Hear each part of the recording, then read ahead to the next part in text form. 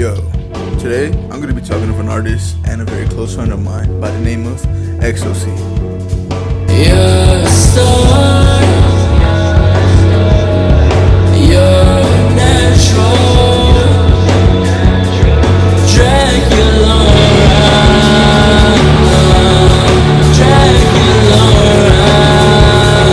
Playboy Menace, or Exossi is a 19-year-old artist from Houston, Texas, where he says that his childhood was kind of like a roller coaster, full of ups and downs, from apartment to apartment, to grandma's house, to eventually his own house. Dennis wasn't really a popular kid growing up. He was a curious kid and outgoing person, but he still was kind of shy. He made most of his friends online, since as he got older it kind of got harder for him to make friends, and as he was making friends he was also making connections along the way. Dennis also made a lot of his connections and a lot of his friends because of the person that he is. He's a kind, nice, supportive person when he wants. He's basically a good person in general, and that's enough of that. But he started making music around the age of 14 through an app by the name of BandLab. BandLab is an app that you can download on your phone, and the only reason I'm fucking promoting it is because this app is really fucking cool and it's really useful if you want to start making music. It's basically an app where you can record, mix your music, and yeah, you basically kind of get a mini studio in your phone. But what inspired Exossi to start making music? Well, when Exossi was younger, he told me not to say it, but he had a meme page, and that's all I'm gonna say.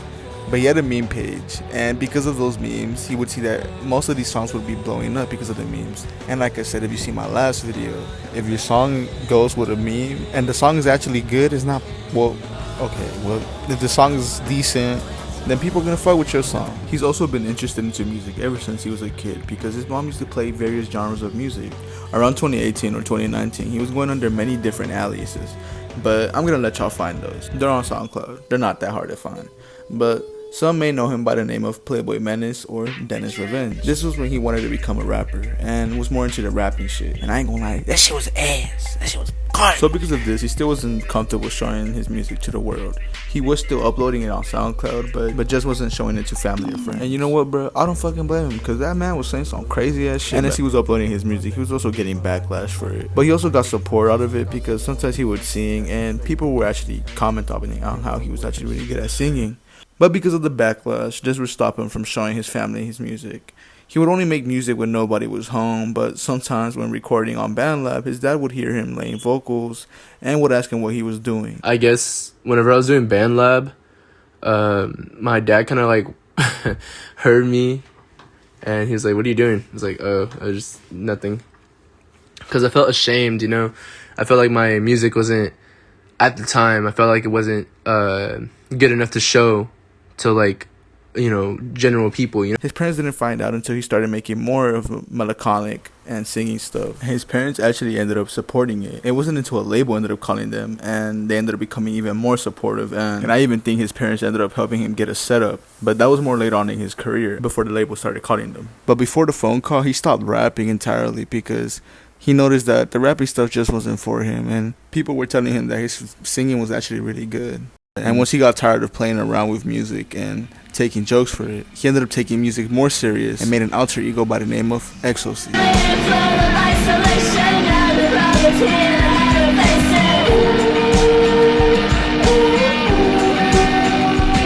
Now, what does Exossi stand for? Well, in his own words, he says that the EXO stands for extroverted, and the Exos also stand for hugs and kisses. He also had money signs in his name, but took them off when he was done with making rap music and was getting more comfortable with his singing stuff. EXO began to gain a bigger audience as soon as he changed his name and started singing. And since he liked meeting new people, he would always be himself to these people, and people would notice that. He was always a kind person, and he wasn't trying to act like something he wasn't. And that would attract more people, and they would support him simply for just being himself. Not only was he finally gaining an audience for something he liked to do, but he had finally found a sound that he could stick to and knew he couldn't disappoint.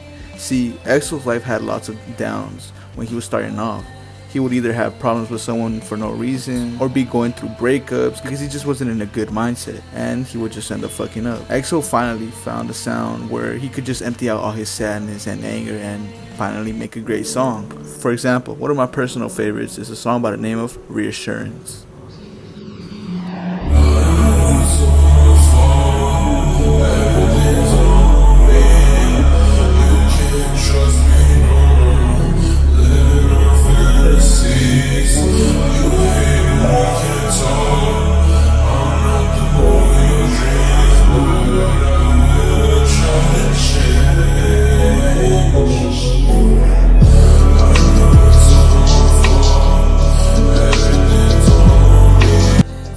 Oh my god, bro. This song is literally fucking sex, bro.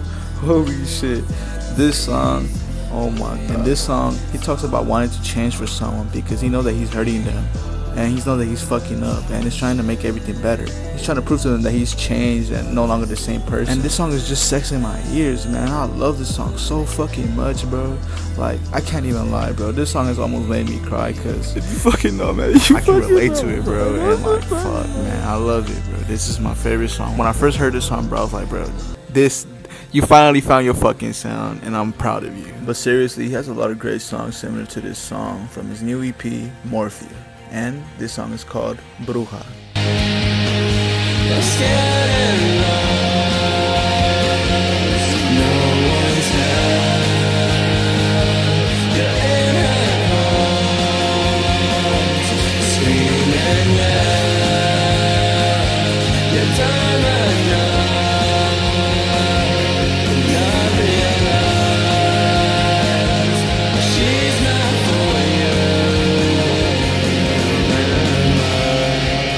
Wow, bro, is this song fucking amazing, man.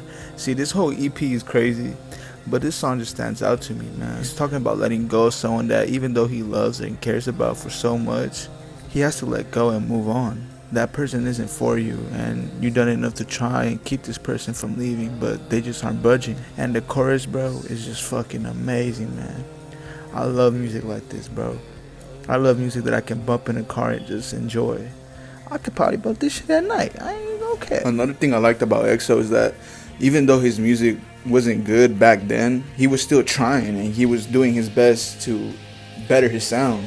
He was actually working on himself. He was working on himself and his music. And most artists don't do that because they think that their craft is already completed and they think that they're better than anyone. But no, EXO's been working on himself and his music for a very long time. He started music in 2019 and he was starting off with rapping. The rapping stuff wasn't good. EXO noticed that people liked his singing more and he took that opportunity and became bigger than what he was back then. EXO was still consistent with his music even though he had a lot of backlash and a whole bunch of shit on his back. He had a whole bunch of people hating on him. He's a strong person for that, bro, because that kid went through a lot of shit and he proved a whole bunch of people wrong, bro. A lot of people made fun of him, and you know what? He quieted a lot of those people, bro. Because now his music is way better, and I'm proud of him because he did this all by himself. He really did all the mixing by himself. He did the recording by himself. He went through so much shit by himself, and you know what? He still didn't give a fuck and still worked on his sound. And that's a real dedicated artist right there, bro. Definitely check out Exossi. And if you want to get fucking sad and fucking drive at night, bro, this man's music is crazy, bro. I love it. And once he made that change, I knew that he was gonna be something, bro. He always had that potential to be bigger than what he was. So yeah, don't hate on EXO if you don't fuck with his music or just don't fuck with him as a person. He's a great person, bro. And you know what? That man's making better music than your favorite rapper, bro. Real shit. And he was always communicating with his fans. And I always respected that because as an artist, your job is to be speaking with your fans and to be making a connection with your fans. And that's what he did. This is how this man kind of beat the system. He became friends with his fans, and his fans showed his music to more friends, and more friends showed it to more people because he was just a great person in general. And he was just a good person to get along with. So this is just to show y'all that change isn't bad. Always change, always improve your sound. When someone tells you to improve yourself or to change something about yourself, be more communicative.